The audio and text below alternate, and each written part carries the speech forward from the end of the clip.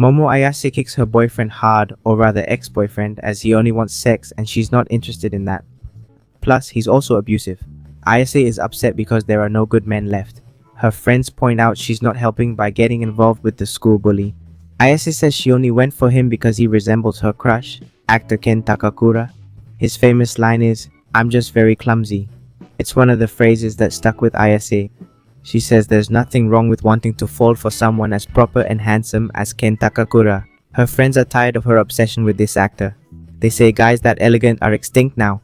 That's what they claim. Ayase leaves her classroom feeling down, then sees a boy being bullied by jerks. She approaches to help subtly, asking what he's reading. Once the idiots calm down, Ayase leaves, still in a gloomy mood. The boy from earlier approaches her, saying he knows what she likes. He figures that a girl like her talking to him must mean she's into occult stuff too. Conspiracy theories, aliens, New World Order, Lizard Obama, Queen Elizabeth eating kids, Egyptian pyramids, the works. In short, all that alien stuff. This guy, whom Ayase dubs the occultist, is way too eager to chat, but Ayase has no time for otaku nonsense. The occultist looks sad, and Ayase feels a bit bad for being harsh with him. So she picks up his notebook and tells him she doesn't believe in aliens, but does believe in ghosts. The occultist laughs right in her face. Turns out he wasn't actually that upset after all, and Ayase gets annoyed all over again. The occultist thinks believing in ghosts is silly, but Ayase finds believing in aliens even sillier. Ayase mentions her exorcist grandmother, asking if he's seen exorcisms or was traumatized by the Exorcist movie. The occultist argues a drug addict could be mistaken for demon possession, so that's not valid proof. Well, he doesn't have any solid arguments either. He's never seen a UFO or anything supernatural. In the end, they're both left arguing. Her friends arrive and notice Ayase is fired up again. They think she's moved on from Ken Takakura and is now interested in otakus. To settle this, Ayase bets if she shows him a ghost, he'll become her errand boy. The occultist agrees, but if he shows her an alien, she'll become his errand girl. So, they each head to the place the other mentioned. Ayase visits an abandoned hospital known for UFO sightings. The occultist explores a tunnel famous for its haunted legend.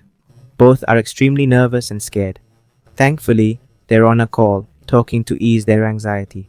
Ayase admits never seeing a ghost, irking the occultist, who claims she could make her see one. Ayase believes in ghosts despite never seeing one, all because of her grandmother. She saw her grandma as odd, always insisting on chakra channeling rituals that made her a laughingstock at school. Even the boy she had a crush on mocked her for it. This made her resent her grandma and swear off silly rituals, but then she realized what hurt wasn't the boy she liked mocking her, but him mocking her grandmother. That really bothered her. In short, she deeply cares for her grandmother, who was her only caretaker, as Ayase has no parents. She loves her grandmother, so she believes in her and consequently in ghosts. Having shared her reasons, she now asks the occultist why he believes in aliens. He says he doesn't have a specific reason, and as they talk, things get strange. A specter appears in the form of a perverted old woman. I say perverted because she literally wants to eat his banana. The occultist flees, having just seen Turbo Ruka herself, an old spirit who possesses men to eat their banana. Ayase worriedly searches for him but encounters aliens who kidnap her, stripping her of everything, even her clothes. They call themselves Serpians. They're a species with only males remaining, so they plan to procreate with her. First, they'll have intercourse, then remove her reproductive organ. Ayase refuses to lose her virginity, which she's protected for so long, to beings from another world. The Serpians use psychic tech to arouse Ayase, but she resists. Impatient, they reveal their strange reproductive organ. Suddenly, Ayase's phone rings. The Serpians grab it, but a Turboruka emerges and devours one Serpian's reproductive organ whole.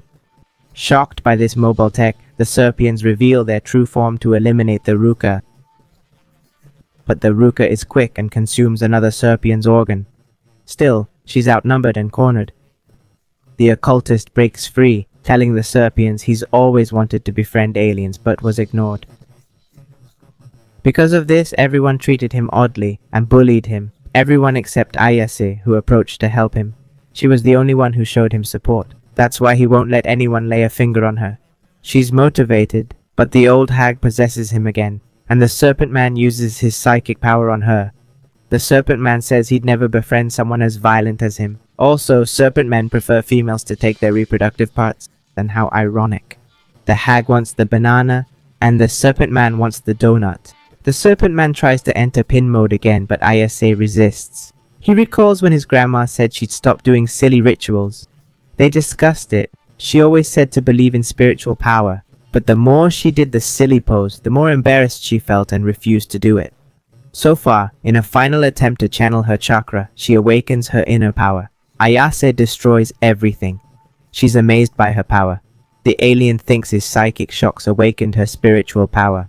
Ayase, not dwelling on details, thanks her grandma for this incredible strength to kick away any trashy guy who approaches her. She sends the alien flying, breaking the invisible field hiding his UFO. In fact, the UFO itself is about to explode. They must leave quickly, but the old hag is still in the occultist's body. It attacks Ayase, but she exorcises it, removing it from the occultist's body. But even though the curse is gone, it still affects him. The hag says his banana now belongs to her. Until he gets his banana back, he'll remain cursed. It can't stay here as its habitat is the tunnel, so it'll wait for Ayase there to settle the score. The occultist's banana vanished. Luckily, the UFO didn't destroy everything. They managed to escape. Well, not entirely unscathed. He lost his banana and got cursed to boot. Now he firmly believes in ghosts. And Ayase believes in aliens too. One nearly probed her. Ayase keeps his curse at bay, but he wants to face the hag alone. Ayase won't let him, as the curse would destroy him without her. But he feels it's all his fault. Ayase doesn't blame him. She asks him to dress and go together. He apologizes for being clumsy, warns her to dress or the curse might affect her. If you know what I mean. Though I wonder which one she doesn't have. Anyway, Ayase's heart starts racing. The occultist quoted Ken Takakura's famous line about clumsiness, but Ayase stays calm and asks his name to change the subject. Calling him occultist all the time wasn't cutting it anymore. Ayase is taken aback when he says his name is Ken Takakura. Ayase refuses to believe his name is Ken Takakura, but what's there to deny if that's his actual name? Ayase won't accept it. That name makes her heart race and more. Distracted, Ayase lets Ken slip away, and the turbo granny escapes. Ken asks her to stop the granny, but Ayase brushes him off. At least the turbo old lady is gone now. Ayase decides to lay down some ground rules. The name Ken Takakura is now forbidden. Instead, he'll get a nickname, Okarun, since he's an occultist. And he likes it. As Ayase teases him and bends down, Okarun lets out a huge fart right in her face. Since we're all friends now, let's call her by her name, Momo. For now, they'll head home, as their current looks are scarier than ghosts. So they go to Momo's house. She warns him to be careful with her grandma, who's very strict with men. She nearly turned an ex into a ghost, if you catch my drift. Okarun gets even more nervous. Entering, he suddenly bursts into flames. Momo, thinking fast, tosses him into the river. It works. Momo spots an anti-ghost charm at the entrance, likely grandma's security measure. She removes it and lets Okarun try again. He doesn't ignite but still feels hot and now sports a broccoli hairdo. Momo laughs at him, then they enter. She checks that her grandma isn't home. Momo goes to change and asks him to wait outside. Okarun shuts the door, but the turbo granny tries to possess him again. Okarun can't be left without Momo's supervision. Momo asks him to turn around while she changes, keeping the turbo granny at bay. She finishes changing and gives Okarun her sweater to wear. She asks if it's true he lost his sausage, and he's shocked and turns. Okarun checks if his otter left the forest, and yes, it did. Momo asks to see, but Okarun refuses. Momo says it's not obscene since there's nothing there, but Okarun still refuses. Now he's unsure what to do without his pee-pee. They blame each other. Momo sent him to the turbo granny, he to the Serpians. So they're both at fault. Okarun apologizes, saying he just wanted to make friends. When she defended him and left, Okarun found the courage to follow her. But they're so different. Once this is over, they'll likely never speak again. Momo says she hates how he always assumes things about people and what they'll do. No wonder he has no friends. Momo suggests they talk about aliens. Okarun stays quiet, then calls her an ugly girl. Momo's offended. It's not the first time he's been nice, then said something stupid. They're arguing again when they hear the doorbell, but it sounds different than usual. She recalls her grandma mentioning 2 doorbells, one for people, one for spirits. They suspect a spirit entered as the anti-spirit talisman is gone from the entrance and they see a spirit outside. So the plan was to reattach the talisman, but outside they see a black cloud engulfing everything. They're trapped with walls on all sides. The entrance is blocked, and they can't stick the talisman as Okarin's still in the protected zone and would burn. Momo notices they're bleeding, the black clouds weakening them. She spots the culprit, a huge guy wanting to kill them for facing aliens. Yep, this big guy's an alien. Momo and Okarun flee in terror as the big guy keeps destroying everything. Okarin recognizes him as the famous alien first spotted in a small US town. Momo asks if it's an alien, and if so, why did the ghost detector go off too? Okarin explains that ghost seers often spot aliens too. Maybe there's a link, which is why the doorbell saw him as a ghost. He can't use his powers well while holding back Okarin's curse at the same time. The old lady's going turbo, the fat guy's attacking. They flee and Momo calms the granny, but not fully. Okarin can control his cursed hands. He tells Momo to free his curse but not his head to maybe control Granny's power. The alien attacks. Momo can't focus her power well but tries. The old lady advances. The alien strikes, but Okarun saves Momo, slicing 5 of Fatty's fingers. Okarun transforms strangely, feeling immense power inside. He also feels deeply depressed, making him speak slowly and lifelessly. He seems different, but it's still Okarun, just with a death wish. Momo's disgusted by his personality shifts. Okarun says it's because he's clumsy. He quotes Kenta Kakura again, riling Momo up. She reminds him Daddy Ken talk is off limits. Finally, Okarun faces the alien with this new power. The alien attacks, but Okarun bites off its fingers. Thinking he's won, Okarun coughs blood and faints.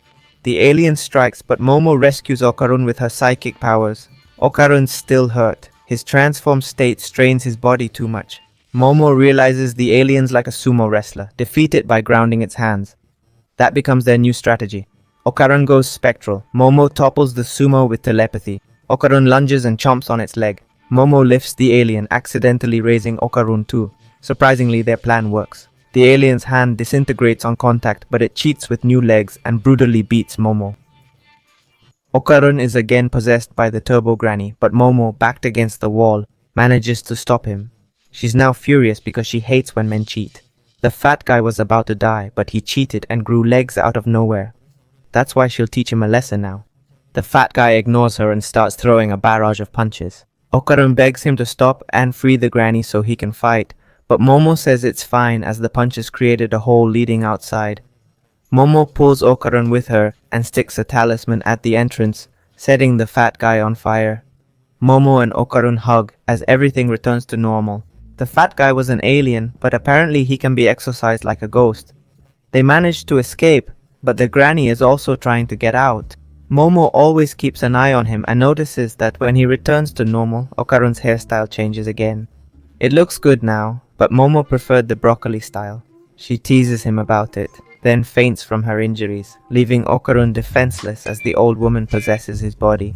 Meanwhile, on TV, a supposed psychic named Dodoria Santa reads a famous boy's life. He denies everything, but it turns out to be true. No one knew he had a wife and child. His denial makes Dodoria Santa look like a gossip. She returns home to find the old hag about to attack Momo. Dodoria stops her, refusing to let the witch touch her granddaughter. Yes, Saint Dodoria is Momo's famous grandma, Seiko, who draws a purifying circle around the spectre with her bat pencil and beats it senseless. The Turbo Grandma taunts her, saying she can't kill her without also killing the young man inside. But the Holy Grandma doesn't care, and exorcises the Turbo Grandma anyway. Momo wakes up, rushes to find Okarun, and sees her grandma watching comedy, laughing oddly. Momo asks about the spectre and Seiko says she dealt with it. Worried, Momo asks if it wore glasses, but Seiko stops responding. She reminds Momo how she always saw her as a fake exorcist since ghosts don't exist. To get her talking, Momo apologizes for not believing her. Seiko then tells her the spectre is at the shrine. We rush there, worried about what might have happened to Okarun. Fearing the worst, she finds him calmly eating there. Let's tease her for worrying over nothing. She was upset he wasn't dead, but was on the verge of tears. Seiko says Okarun's safe in the shrine, but the Turbo Granny will get him if he leaves. Seiko asks why she's so concerned about him. Does she like him? Momo denies it, saying they're just in a mess. She explains the Turbo Granny took Okarun's sausage, and he can't return to normal without it. She adds that aliens abducted her, awakening her paranormal powers. Seiko doesn't believe in aliens, saying it's impossible. She believes in ghosts and powers, but not aliens. Understandable. Seiko warns them. The Turbo Granny is a dangerous yokai. She roamed the region but settled in that tunnel. When she visited the place, the tunnel exerted intense paranormal pressure, the work of a bound spirit. These spirits are specters that cling to an area, making it their territory. Inside, they become virtually invincible. It turns out the Turbo Grandma merged with the tunnel's bound spirit. Saiko warns her not to try solving this, as it's futile and he doesn't want to lose his granddaughter. Momo says her beloved Ken Takakura wouldn't give up. She's certain her Ken would help no matter what. Hearing beloved, Seiko squirms, realizing his granddaughter is head over heels. Momo meant the actor, but Grandma doesn't care. The boy is still named Ken Takakura. Since she insists, Seiko suggests challenging the Turbo Granny to a race, confident in her speed. Remember, she was once called the 100-kilometer-per-hour old lady, so the plan is to play tag. Before Grandma catches them, they'll escape her turf, luring her out to defeat her. Momo asks if placing the talisman in the tunnel is enough, like how they beat the alien sumo wrestler. Seiko explains her barriers only work by borrowing the local god's power, limiting her to her own territory. Basically, it's about home field advantage versus being the visitor. For now, they must train hard to outrun the Turbo Grandma. Okarun's told to do 100 squats and push-ups, Saitama style. Momo must strengthen her mental powers. Seiko will coach, as she can't fight outside her territory. Okarun tells Momo her grandma looks very young, which is true. He also apologizes for being so focused on the fat guy during the fight that he missed the danger she was in. But she saved the day, rescuing him too. He hopes she won't hate him for it or want to end their friendship. He promises that next time, he'll be the one to save her. Momo cheers him up, saying he looked cool fighting, but jokes she might end up saving him again since he's a bit clumsy. Momo's going to bring him a futon to sleep on, and Okarun asks for water too. Momo, now wearing Okarun's glasses, asks her grandma if she can offer Okarun some juice. Grandma agrees, while watching news about the famous boy she interviewed being exposed. Turns out everything she said about him was true, so the next day, their training begins. The problem is, Okarun needs the bathroom, but Momo must watch him or the Turbo Granny will possess him. Saiko asks how she controls her curse. Momo explains she sees auras and grabs different ones to stop them from growing. She adds she can move things, but only within a limited range. She's disappointed. Her powers felt limitless at first, but now she can only grab auras. Seiko suggests closing her eyes and using touch, as she relies too much on sight. Momo tries and feels the aura, but can't hold it. Okarun rushes to the bathroom. Momo tries to stop him, and Seiko chases them for running in her house. Saiko mentions Okarun's forbidden name, making Momo fall behind, but Okarun reaches his destination. He exits the bathroom, embarrassed they'll see him dropping a log, but it can't be helped. All was well, until the Turbo Grandma appears and makes Seiko bleed. She warns Momo that Okarun's used as bait for indiscriminate slaughter. To prevent deaths, confront her in the tunnel. Turbo Grandma leaves. Seiko wakes, clueless. Momo explains. Seiko gives them special suits for spiritual protection. Before they leave, Seiko hugs her granddaughter, begging her not to die. She also asks her god to protect them.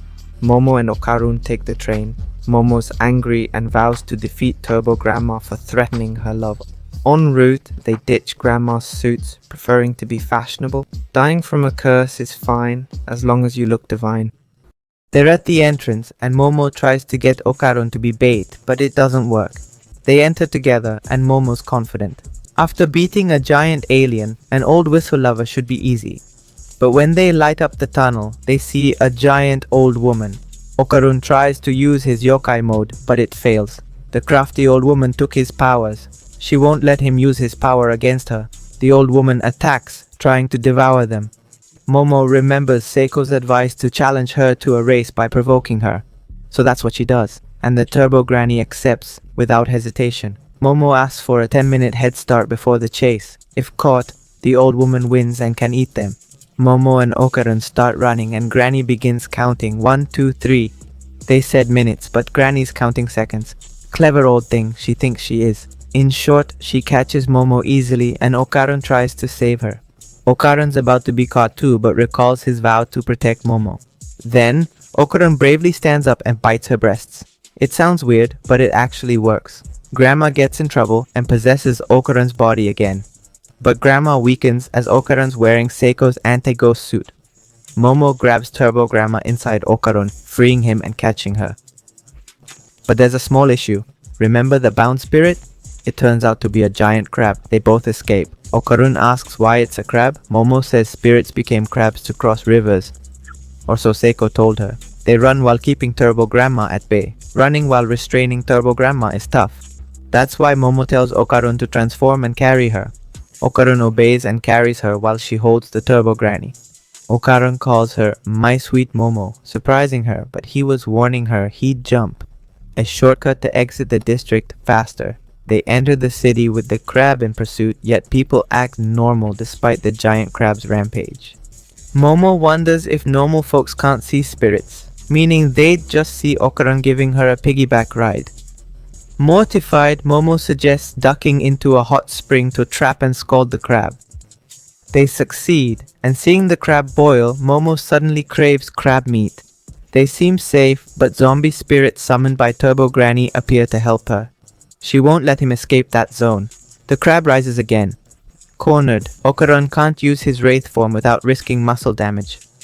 Momo motivates him to give it his all. Okarun readies up as the chase music kicks in. Dodging everyone, Okarun runs full tilt. With Momo's support, they barely catch the city train. In the chaos, Momo loses her grip on the Turbo Granny. The old lady breaks free, shaking off Okarun and isolating Momo. To spice up her victory, she merges with a bound spirit and proposes another race. Granny asks for their head start. Confidently, Momo says just 1 second. Momo grabs the passing bullet train. Granny's known for 100 km per h speed. The train does 120. Sounds good, but the train doesn't maintain 120 km per h constantly. It slows down on curves. Granny, however, keeps a steady 100 km per h, allowing her to catch up. But no worries, Momo planned for this. She holds on as Seiko waits at the city's exit. The train passes the talisman-covered entrance, defeating Turbo Granny. Momo sees girls her age freed in the spiritual blast. The train halts, and Momo and Okarun collapse exhausted. They've won. Later, they visit the tunnel to pray and bid farewell to the local spirits. Seiko reveals that girls Momo's age were abused and brutally killed here. They resisted becoming evil spirits, so the Turbo Granny may have come to guide them to peace. Well, it's all over, and they're eating crab to celebrate tonight. Seiko and Momo are fighting over who gets the biggest crab portion, while Okarun refuses to eat. I mean, how can they eat crab after nearly being killed by a giant one? Seiko doesn't care, and takes his crab, then asks if his otter returned to normal. Okarun says yes, but Seiko wants proof to be sure. Obviously, Okarun won't show his privates, but Seiko's serious. Feeling threatened, Okarun asks Momo for help, but she's busy. Okarun escapes Seiko for now, but she vows to catch him next time. As they finish up, they say their goodbyes. Okarun and Momo wonder if this farewell will be their last. But since they want to meet again, they say, "See you later," instead of goodbye. At school, Okarun ponders how to greet Momo and spots her at the entrance. He wonders if she was waiting for him, but doesn't want to get his hopes up. He thinks she's probably waiting for someone else, so he just walks past. Momo takes the initiative and greets him. They walk together to their classrooms. Momo chatters about aliens, their genders, and what they might eat. Okarun is noticeably nervous. At their rooms, Momo says they'll chat more during recess. Okarun's happy mood is cut short by bullies who rough him up. He even gets hit by a stray ball, but Okarun won't let it bother him. He's made a friend at last. That friend seems just as lost as he is. Her friends notice her distraction. They guess she went to see Lex or something similar. Momo's itching to discuss aliens with Okarun. Okarun's eager to talk ghosts with Momo. Both are desperate to see each other again. So, recess starts and they both go looking for each other. The problem is they keep missing each other. Momo goes to his classroom, but Okarun just left for hers. Momo checks the food stand, but Okarun's at the cafeteria. Okarun heads to the food stand, but Momo's already at the cafeteria. They spend the whole break never crossing paths. Okarun assumes Momo's not even thinking about him, since she's popular with lots of friends and he's just another face in the crowd. Momo thinks Okarun's avoiding her. Both feeling down, they head back to class, only to bump into each other, literally. Teeth clashing, they're shocked to meet. They admit they've been searching for each other, thinking the other was avoiding them. They blush, creating an awkward moment. But Momo's friends show up, having witnessed their accidental kiss in high definition. They figure that's why Momo's been down all day. She couldn't see her new boyfriend. Momo claims she'd never be with a dork like Okarun, while he says he'd never date a crazy girl like her. They argue, get mad, and vow never to speak to each other again. Ironically, it ended up being their first lovers' quarrel, the opposite of what they intended. Momo's embarrassed by her words and mad at Okarun. He approaches her, asking to talk privately about something serious. Momo refuses to talk, so Okarun apologizes for their little spat. He really does want to speak with her. Momo's friends are cheering for Okarun, but she's still in a resentful mood.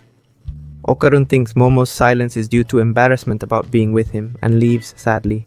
As he's leaving, Okarun bumps into a pink-haired girl named Aira. Her kind apology makes him shiver, unused to female attention. Momo sees this and is surprised, thinking Okarun had no friends, yet he's chatting with a pretty girl. She overhears the girl mocking Okarun, saying he's surely fallen for her as he's a loser with no female contact. This irks Momo, who uses her psychic powers to drop a bucket on Aira's head. She grabs Okarun and leads him away, loudly declaring, "Let's go, Okarun, you're an extraordinary guy. It's a shame airheaded pink-haired girls can't see your worth." They look better on the ground with a bucket on their big head. "Way to go, Momo, you tell 'em." Once they're out of school, Momo apologizes for her behavior. Okarun then tells her what he wanted to say earlier. Something of utmost importance. His balls are missing. Momo cracks up as Okarun explains to Seiko that his rifle is there, just missing its bullets. Seiko tells him not to call it a rifle when it's barely a pea shooter. Okarun begs Momo to stop laughing, insisting it's serious, but she can't contain herself. Seiko says she'll examine him. Okarun protests, but Seiko insists on checking his inner workings. As they prepare, Seiko suddenly starts hitting Okarun. Momo notices something inside him too. Seiko then asks Momo for help. She tells her to grab any doll and a talisman. Seiko whacks Okarun. Momo pulls out a dark aura, transferring it to a lucky cat doll that comes alive and flees. Seiko tries to catch it but fails. Momo chases the cat, which hides in the closet. Momo catches it, and honestly, it looks adorable, but she asks what it is. Seiko tells her the doll is none other than the Turbo Granny. Momo and Okarun are shocked. They thought they'd beaten her, but just before being purified, she turned spiritual, hid inside Okarun, waiting to emerge and kill everyone, especially Momo, whom she hates for being a rebellious girl disrespecting grannies. Momo tells her to know her place, as Granny's powerless against them now. She demands Okarun's balls back, or else. Turbo Granny laughs, saying if harmed, the balls won't return. So Turbo Granny still holds the cards. Turbo Granny orders Okarun to kill Momo and Seiko if he wants his balls back. Okarun gets so angry, he unleashes his wraith form, shocking Momo and Turbo Granny. Seiko explains they only took Turbo Granny's aura from Okarun, but his power remained. The doll only contains Granny's consciousness, not her power, so Turbo Granny has no power to make demands now. Seiko starts smacking her around. Meanwhile, Momo asks Okarun how he transformed. Okarun says he just felt angry, nothing more. Despite their battles, Momo can't fully hate Turbo Granny after seeing her protect those girls. She proposes a truce. Granny returns Okarun's balls, he returns her power. Turbo Granny accepts without hesitation. The problem is, she doesn't have his balls. In fact, she doesn't even know where they are. They search around and Turbo Granny says her eggs are two golden spheres. Either she exaggerated or Okarun wasn't kidding about having a rifle down there. Long story short, they can't find them anywhere. Turbo Granny explains these balls are wrapped in life energy, which ghosts seek. They believe gathering enough could bring them back to life. She figures some spook took her balls, and now it's not her problem anymore. Granny's chill, but she gets scolded for being careless with someone else's family jewels. For now, they'll just gather info on who might have them. At school, Okarun enters his classroom. A guy confidently hugs him and asks if he's friends with Momo. He tells her she's too cute, and he wants to be friends too. Now that he thinks about it, Okarun notices Momo is indeed very cute, but he only wants to see her as a friend. The guy who sees her differently asks Okarun if he slept with her yet. Okarun's shocked by the question. The guy tells him there are rumors that Momo sleeps around. This angers Okarun so much he transforms, intimidating the guy. He denies it all, they both apologize, and Okarun finds Turbo Grandma in his bag. Okarun nervously hides Turbo Cat, who's there because Seiko said she can't harm anyone. Turbo Grandma tries to trick Okarun into letting her possess him again. Momo overhears and hides her, but she tries to escape. Momo asks what's up, but Okarun gets flustered seeing how cute she is, unable to look her in the eye. Annoyed by his ignoring her, Momo chases Okarun around the school. The Turbo Granny, now free, strolls through the school, reminiscing about her days as a Turbo student. Momo wonders why Okarun's avoiding her. Miko reveals he defended her against nasty rumors, making Momo blush and more confused. Meanwhile, Aira, thinking she's the school's beauty queen, has a problem: Momo. After the bucket incident, Aira spread rumors calling Momo a demonic prostitute. But what he really wanted to spread is that Momo is a demon. She believes this because she saw imaginary hands come out of Momo and throw the bucket. Suddenly, seeing these things can only mean one thing: she's chosen to save the world from demons. How did she reach that conclusion? Because she's beautiful? Well, besides that, it's because the sacred golden ball chose her. If only she knew those were Okarun's testicles. On the night the Turbo Grandma fell, Okarun's ball hit Aira's head, making her see the spectral event Momo and Okarun experienced. Note: only those with paranormal contact can see such things. Normal people can't. Since then, Aira believes she's the chosen one. She asks friends to bring things to purify Momo. They don't get it, but support her craziness instead of seeing her as needing a shrink. In the schoolyard, Haida claims to see a giant woman, but her friends see nothing. When classmates arrive, Aira, not wanting to look foolish, signals her friends to hunt the evil demon after school. On the rooftop, Okarun, Momo, and Turbo Grandma are eating. Okarun avoids eye contact with Momo, who's still upset. Turbo Grandma's itching to confront Momo, but can't. Okarun mentions Turbo Grandma found a mysterious woman, suggesting they discuss that instead. Turbo Grandma says she wasn't just wandering around, but also investigating possible locations of Okarun's testicles. Momo thinks it's silly to assume his balls are at school, but Okarun believes it's worth checking, as they haven't considered that a human, not just a ghost, could have taken them. Turbo Grandma says if a human found them, the ball grants the ability to see the paranormal. If they can see ghosts, ghosts can see them too. This refers to Aira, who's nervously holding Okarun's balls, unsure if she can beat Momo and the giant woman she thinks is Momo's relative. After class, Aira approaches Momo, apologizes, and asks to speak privately. Momo suspects Aira realized she threw the bucket and wants to avoid trouble, so she agrees to talk. But it's actually a trap, a cursed trap. Aira and her friends tie their hands with zip ties, and Aira puts a crucifix on her face to exorcise her. But she's just doing random stuff, isn't she? Momo gets fed up and uses the invisible hands Aira mentioned to shake off the friends. But Aira can't because she's tied up and can't fully control her power. Aira pulls out her secret weapon, Okarun's testicles, and rubs them on her face. What would Okarun say if he saw this? Just then, he comes running towards them, yelling that he's found the strange woman. Momo thinks the strange woman is Aira, but no, the strange woman is actually looking for Aira. A giant woman appears, saying Aira will finally be hers after years of waiting to see her again. Okarun goes into Wraith mode to save Aira, but the giant woman eats him. Momo tries to save him but can't control her power. The woman shakes off Momo and swallows Okarun. She wants Aira to call her mom like she did 10 years ago, but Aira just wants to defeat this monster as the chosen one. Keep thinking that. Momo gets up, demanding Okarun's return. Aira asks Momo to team up against this spectral beast. The Turbo Granny emerges from the rubble, revealing it's the acrobatic Silky Yokai. Unfamiliar with it, she Googles for more info. She swiped Amuko's phone, Momo's friend. Aira claims she'll defeat it as the chosen one. This angers Silky, who eats Aira and blames Momo for her daughter's rebellion. Turbo Granny tries removing the seals but fails. Silky grabs Momo by the hair, spinning her. She'll forgive if Momo calls her mom, but Momo just curses. Silky eats Momo, crying and wondering where her daughters are. The Super Granny demands the Silk Spirit return the kids she ate, but she's ignored. Super Granny tells her to respect her elders and mind the pecking order. She's in a cat's body, but this cat's a lucky charm, so fortune's her power now. The silk spirit starts to burn. Turns out Aira's crucifix was a lighter which Momo lit when swallowed. By chance the spirit swallowed some of her hair too, so she caught fire. Super Granny's power is luck, making coincidences real. Check out Granny's swagger. This makes the silk spirit spit out the kids. Now the real fight begins. The spirit wants to eat Aira to be together forever, but Okarun and Momo tangle her hair, stopping her. The silky-haired woman panics and tears at her hair, but Momo restrains her and asks Okarun to send her flying. Before the silky-haired woman can attack Momo, Okarun rushes in and defeats her.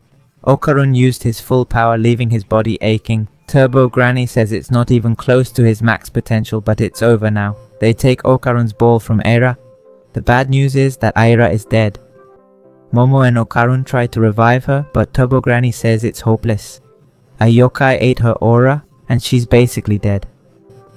The silky-haired woman wakes up worried about Aira, but Momo and Okarun get defensive. The silky wants to help by giving Aira her aura. To prove it, she breaks her mouth so they won't think she'll eat her. Momo agrees, but warns they'll kill her if she tries anything funny. Then Momo grabs Aira's fading aura to exchange it with the silky one.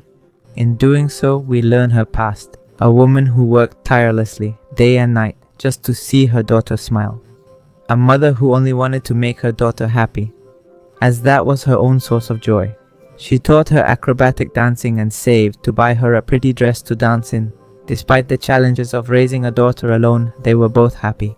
But it all ended one night when two men came to extort money. They beat her severely and took her daughter away. She could only hear her cries, but she didn't give up. Bleeding, she ran to find her daughter, but it was too late. Memories flooded back to her. Her grateful daughter was her only reason to keep living. Now that she's gone, they perform their final dance, leaping to their death. After that, she'd wake up, but with no memory of what happened. Yet she felt like she had lost something important. A pink-haired girl then mistook her for her mother. Her father came telling her that her mother had left. The little girl asks when she'll return. Innocently, she thought she would, but reality was different. Dad said to be strong to make Mom proud when she returns, reminding her of being a mother once, making her think little Aira was the daughter she'd lost. Okarun asks if he should send her back, but Momo tearfully begs him not to. Aira finally wakes up. Both saw the silky one's past as she disintegrated. As mentioned, no being can live without its aura. Now aura-less, the silky one will vanish from both the living and dead worlds. Those memories will disappear along with her. She cared for that girl dearly, but felt she should have done more. Perhaps if she hadn't been her mother, the girl might have had a better life. As she fades, Aira runs to her, hugs her and calls her mom. She expresses her love and gratitude for the care. She made her the happiest girl, and though gone, Aira vows never to forget. In Momo's case, there's Aira, who could have experienced all this, yet still believes Momo's the demon, and she's the chosen one to save the world.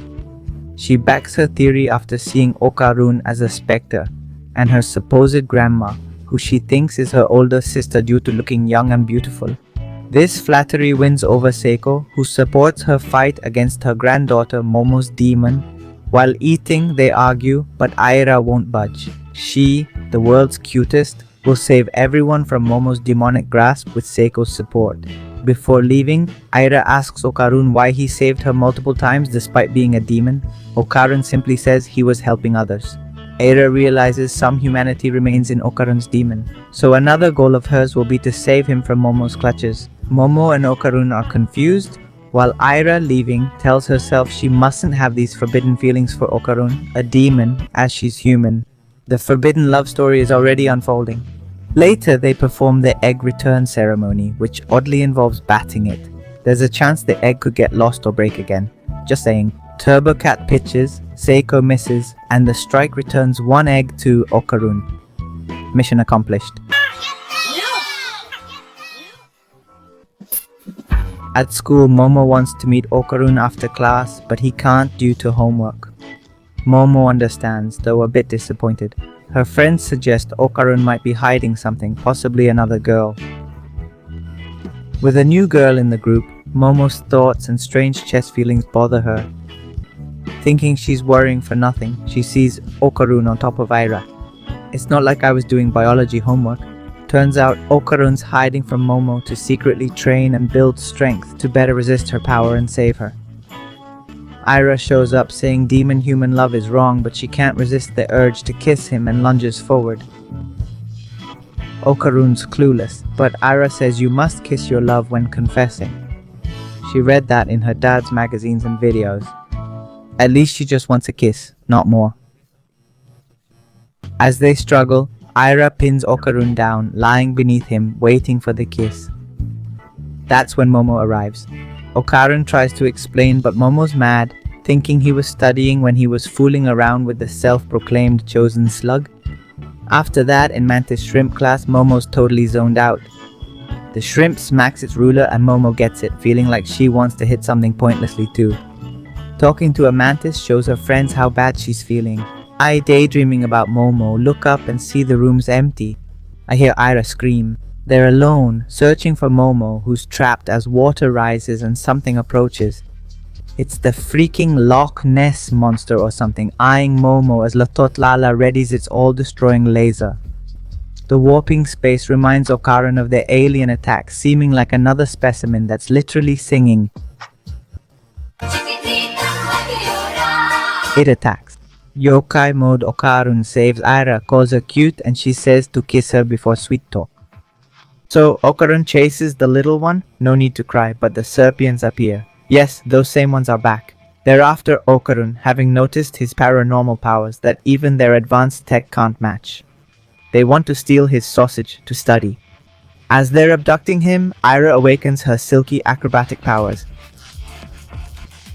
Aira activates her yokai mode. Aira saves naked Okarun. Seeing him, she says they're now engaged, since she's seen him as God made him. But a Serpian interrupts, now wanting to steal Aira's private parts too. The little one tries to knock her out.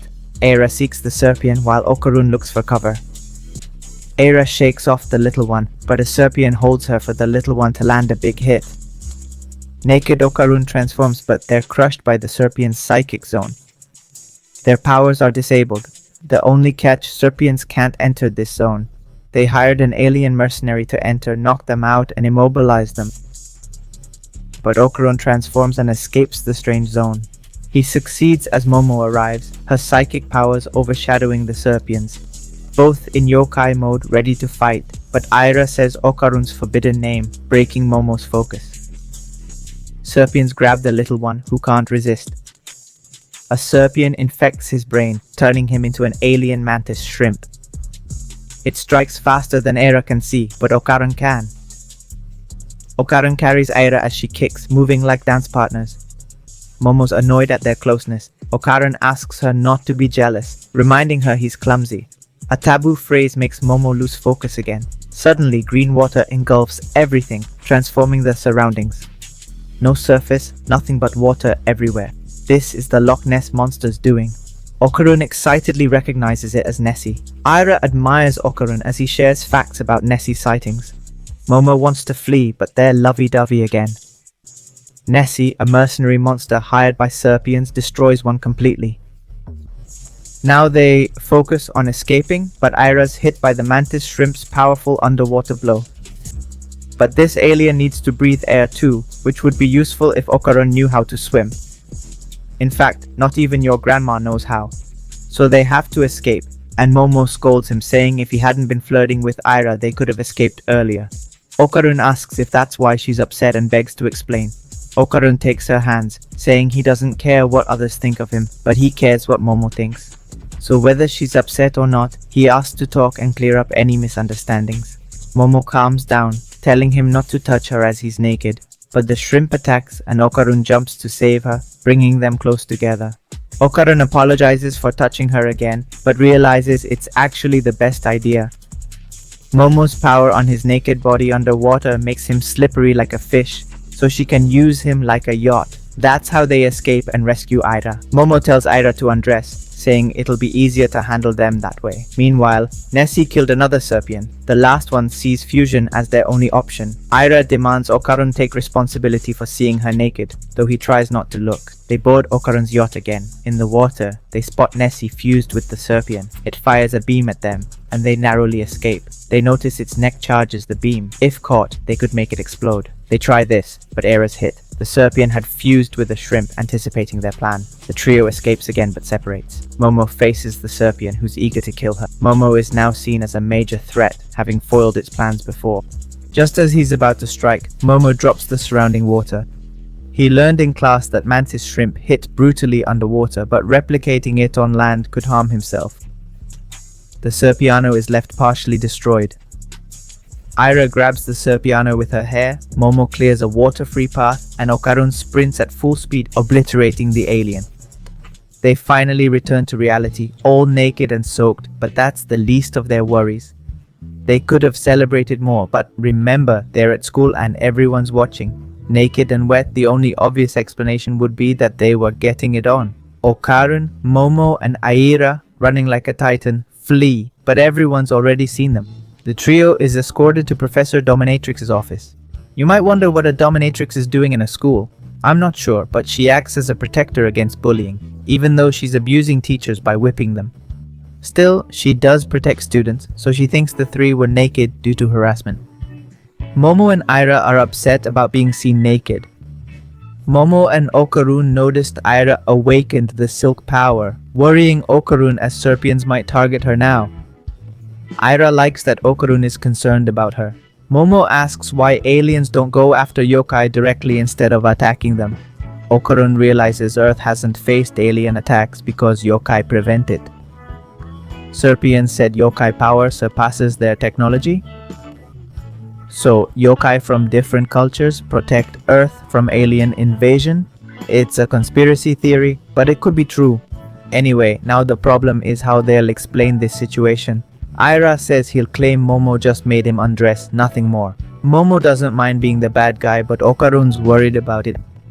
Ira's friends arrive, threatening Momo for defiling their dear Ira. Alone, Momo asks Okarun to explain why he was on top of Ira. Okarun explains it all stemmed from hiding his workout routine. He wanted to look cool by getting strong without anyone knowing. Momo teases him, and Okarun admits he did it to impress her too. Blushing, Momo asks why he wants to look cool in front of her. Okarun simply says, guys want to look good for girls. Cut to Blanda, where they're making eyes at each other. But they're interrupted by Momo's worried friends who were concerned about her sudden disappearance. And Miko, playing detective, already has it figured out. She mentions Ira was also naked, leading her to suspect a love triangle. And since they were nude, there was a fight over who'd keep the Pichon cup. Meanwhile, Ira's entire class is asking what happened. Ira just plays innocent and says she doesn't want to talk about it. Her fame and adoration make it easy to brush off the situation. But a friend blames Momo, claiming she's jealous of Ira's beauty, and they'll confront her. Ira doesn't want Momo blamed, so she drops her perfect girl act and tells the truth. She admits to spreading the rumor about Momo sleeping around, then leaves the classroom. Thinking her image as the ideal girl is ruined, Momo arrives and asks what excuse she gave. Ira lies, saying she blamed him entirely, but Momo knows that's not true. The little alien reappears covered in white liquid. He comes to finish the job but faints. Taken to Seiko's house, she still denies aliens exist despite one being right there. She calls it a kappa, mentioning that kappas are said to come from space too. But that's beside the point now. The alien, bandaged and fed, tearfully thanks them and vows never to harm them again. He's grateful for their care, but not everything is perfect in this house. Like a typical Latino family dinner, everyone's arguing. Why'd you eat all the food? Why my food? Why eat it all? After eating, the shrimp shares his sad tale. Some words are unclear due to his breed, so we'll call him Shrimp. The shrimp's from a warrior race, but the weak ones can only work as mercenaries. Worse still, his son, called Little One, has a disease causing bleeding when he pees or poops. He needs daily transfusions, or he might die. His wife died from the same illness. He blames himself for being too weak to help his family. Seiko says the blood stinks but smells familiar. He makes the shrimp taste milk, and it's identical to his blood. That white stuff was his blood. Seiko realized this because her bandages smelled like the rag Momo used to clean spilled milk. Seiko plans to ask a farmer friend for a cow to use as a blood source for the shrimp. The shrimp bursts into tears again. At night, he boards his spaceship. The shrimp thanks them sincerely while abducting the cow, offering help if they ever need it. Then the shrimp departs. Momo, Okarun, and Ira beg Seiko to buy them new school uniforms to replace their torn ones. This has happened about 3 times now. Seiko agrees to buy uniforms for Ira and Okarun. Not for Momo though, as Seiko sees she's just after money. She'll only buy if it's from actor Hiroshi Abe, so Momo acts all tough right when the doorbell rings. Momo opens the door as is, and who shows up? Gigi, his childhood friend, and now Okarun's facing his first love rival. While everyone's thinking about the new rival, Ira scores a point by focusing on Okarun. Okarun fears being replaced by a handsome, athletic, loyal, and dedicated guy. If Momo fell for him, it means Gigi's a real man. Thinking about his rival Gigi, he starts making dumb faces and talking nonsense. The looks on Momo, Okarun, and Ira's faces say it all. Seiko greets Gigi, who tells her she looks as beautiful as ever. Seiko calls him a genius. As you know, a few compliments are all it takes to win Seiko over. Seiko announces Gigi will now live here and Momo loses it. He's against it and wants to know why. Gigi strolls in like he owns the place. Okarun gets more nervous knowing his rival will live with Momo. Ira thinks Momo's gathering demon friends to rule the world. As the beautiful chosen one, she won't allow it, so she'll seek allies to defeat Momo. Slowly, Momo surrounds herself with more idiots. Okarun heads home, dejected. Momo signals to him. Confused, Okarun listens as Momo tells him to say goodnight. She said it first, so now it's his turn. Nervously, Okarun says it. Momo blushes and replies. Okarun leaves, his thoughts gnawing at his heart. Gigi's already made himself at home. His parents are in the hospital, so he's staying here. Momo asks if he has no other relatives to stay with. But Seiko says we should help others now and then. Gigi calls Seiko a role model, and Seiko says he's a genius, bringing more food. Momo yells at Seiko to stop being such a pushover with compliments. Seiko angrily denies it.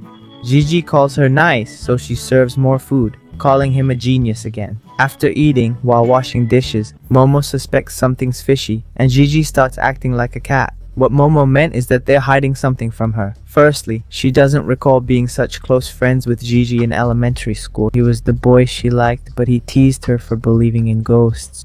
Now Gigi apologizes, as he can see them too. Momo, surprised, asks about a golden testicle, and Gigi seriously questions if crude jokes are appropriate. Gigi explains that after moving to a mountain house years ago, things started getting strange. Objects would mysteriously move or change places. He told his parents, but they dismissed it as imagination. Gigi accepted this until he saw the entity causing paranormal events and his parents' declining health. They called world-famous exorcists to banish the evil, but all failed. Shockingly, 3 of the 5 exorcists later committed suicide. This led them to call in the big guns, prompting Gigi to contact Seiko. And what's the heavy artillery up to? Laughing their butts off with grandma, watching comedy shows. Momo just realized what's going on, but she's still mad Seiko didn't tell her. Gigi apologizes for involving her in such a dangerous situation. Momo says it's fine. Her grandma can easily defeat that ghost. But Seiko has other plans. Remember, she can't use her powers outside that region. So Momo will handle this paranormal issue. Plus, Okarun's missing testicle might be involved. Gigi joins Momo's class as a new student, acting dumb but charming the girls. Gigi is not shy about telling girls they're beautiful. Even Miko thinks he's not as dumb as he seems, and Muko finds him funny. Momo's freaking out, and Gigi makes it worse by shouting to everyone that they're living together, in love, and their parents approve. Momo loses it and tries to drag Gigi to the hospital, but Muko stops them, telling Gigi it's impossible since Momo's with Okeron. Speaking of Okaron, he's overthinking everything. He fears if Momo dates Gigi, they'll stop being friends and won't chat about occult stuff, ghosts, and such anymore. Basically, he won't be around her anymore. Okaron gets depressed, but being a guy, he shakes it off and starts working out. First things first, he needs to get in shape. Momo shows up and Okaron freezes. Momo came to lunch to keep an eye on him, though the Ira thing wasn't his fault. Okaron's still training, hands full. Momo offers to feed him. All's well till Gigi shows up wanting to eat with Momo. She's thrilled, bringing a new yogurt flavor she's eager to try. Seeing them bond makes Okaron even more down in the dumps. He thinks to ditch Momo when a crazy doll appears, screaming. It charges at Okaron, who flees. It then targets Momo and Gigi. Momo stands firm, but Gigi plays hero and pushes her aside. The doll leaps over. Momo spots a golden egg it's carrying. Looks like it's got Okaron's missing testicle. Gigi's holding Momo tight, but she's still trying to grab the doll. It's going full speed, dragging both Momo and Gigi along. Okaron chases after them, yelling at Gigi to let go of Momo. The doll keeps running. Okaron ditches his weights and shoes, but carefully sets them aside first. Now transformed, Okaron goes all out and catches up to the doll. The doll, unstoppable as a train, takes shortcuts. Momo loses control but grabs onto Okaron. Gigi, still playing hero, hits Okaron thinking he's a monster. Momo clarifies it's their friend. Momo now grabs the doll with both psychic hands, getting a better grip. The doll resists, applying more force and breaks into pieces from the pressure. Momo lets go, but the doll reassembles itself and continues its march. They lose sight of him. Gigi's shocked to see Okaron transform back, thinking they'd lost him. Momo squeezes the doll and it lets out a scream. Okaron's confused, but they follow the sound. Momo squeezes again, but they hear nothing. She pinches it, and the scream's closer now, coming from a restricted dumpster area. They enter and find the doll lying there. The doll's furious, so close to its goal, now immobilized. Momo caught its heart while dismantling it, squeezing to make it scream and locate it. Okaron finds it macabre. Gigi thinks it's brilliant. I'd say it's brilliant too. Momo tells the doll she'll let it go if it shows its balls, hoping for Okaron's missing one. Okaron asks him to watch his words. Gigi still thinks Momo's making lewd jokes. Then a woman's voice calls out for Taro. Taro's a doll's name. He frantically calls for Hana, whose voice comes from under the mountain of trash. Hana's an old obsolete doll from a bygone factory, discarded long ago. But Taro loves her deeply and ran non-stop to be with her. Hana's confused why. Taro explains his love makes his world colorful, not grey. Everything changed when they met. Okaron sees himself in this situation. Hana says their love's impossible. They're from different eras. She fears he'll be discarded too. But Taro doesn't care about that at all. He won't leave the woman he loves. He'll hold on and wants to run away with her. He must act on this love he feels, or he might regret it for the rest of his life. This last thought echoes in Okaron's mind. Everyone asks Seiko to let Hana live in her house. Seiko doesn't want to. She asks why they can't take her to another house. Seiko's house has become like a secret hideout. Here, strange things are normal. The cat and other grandma hate being called weird, but they're fine with Hana staying if she doesn't eat their food. Seiko asks about the other doll. Momo says he'll work as an anatomy model if Hana's safe and he can see her at night. Seiko agrees if they're quiet at night, while the cat inexplicably beats up Gigi. Oh, turns out Taro's golden ball wasn't Okaron's, just a Christmas ornament he'd put on. Seiko asks them to set the table for dinner. Momo tells Okaron she's staying to eat. Gigi praises Momo's power and Okaron's transformation. Momo asks for help setting the table. Gigi acts silly, making Momo laugh, then sweetly removes lint from her hair. Okaron watches this, not wanting to lose in love after his talk with Taro. So he goes all out, pretending to remove lint from Momo's hair too, even though there isn't any. Confused, Okaron moves the table while singing an opening that sounds more like a war chant. But Gigi joins in the singing. Seiko yells at them to quiet down and tells Momo to pack her nice underwear for the weekend at Gigi's. Why'd he say that in front of the kids? No clue. Okarun freaks out learning Momo will be alone with Gigi at her place. But Momo planned to invite him, feeling uneasy being alone. Plus, he's going to help exercise her house. Okarun gets motivated to help exercise ASAP so Gigi can go home. At school, 4 kids try Ouija for fun, hear noises and freak at a speeding doll. It's Taro, rushing to see his beloved. He's barreling along oblivious and gets hit by another vehicle. Hana waits with exhausted Momo at 4 a.m. But Momo wants to stay and wait with Hana. Dawn breaks. After the long wait, Taro arrives and they make dolls at daybreak. No, just kidding. Momo wakes up.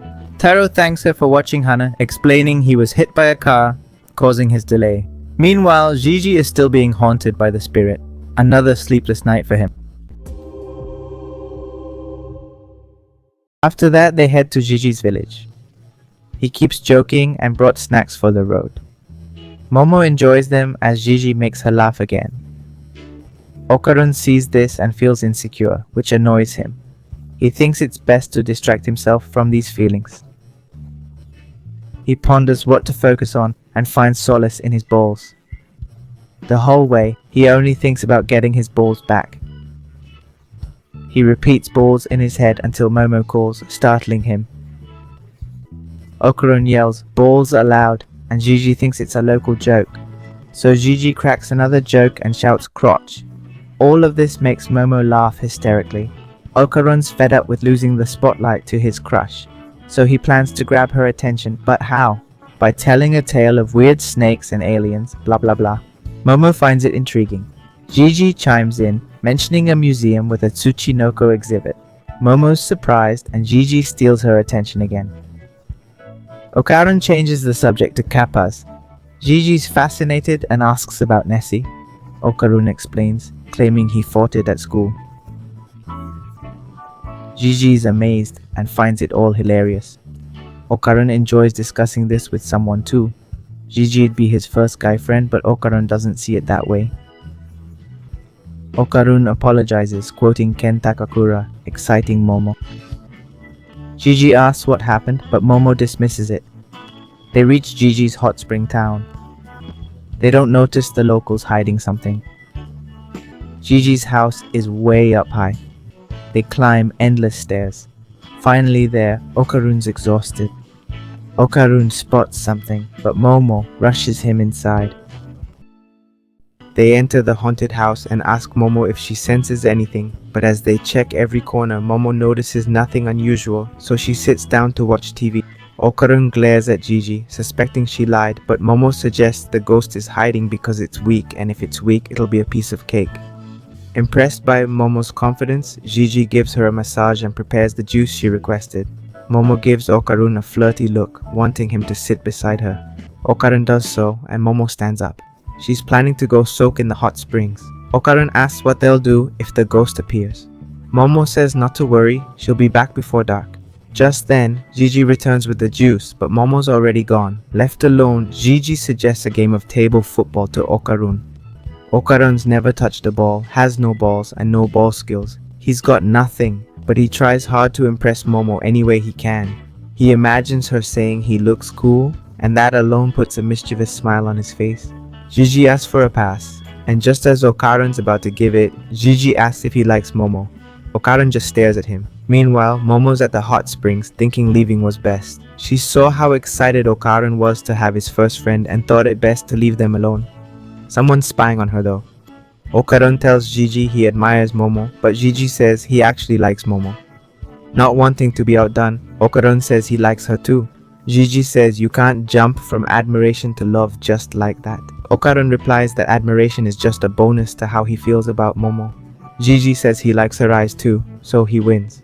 Okarun retorts he'll win a fist to the face as he likes her eyes and mouth.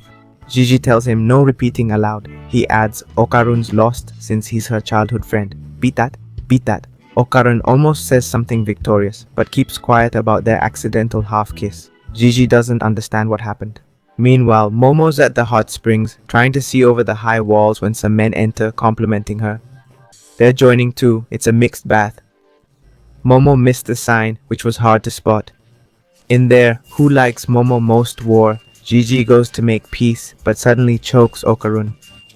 Okaran resists and notices something odd about the house. Gigi spots a hidden space in the house, so they decide to investigate.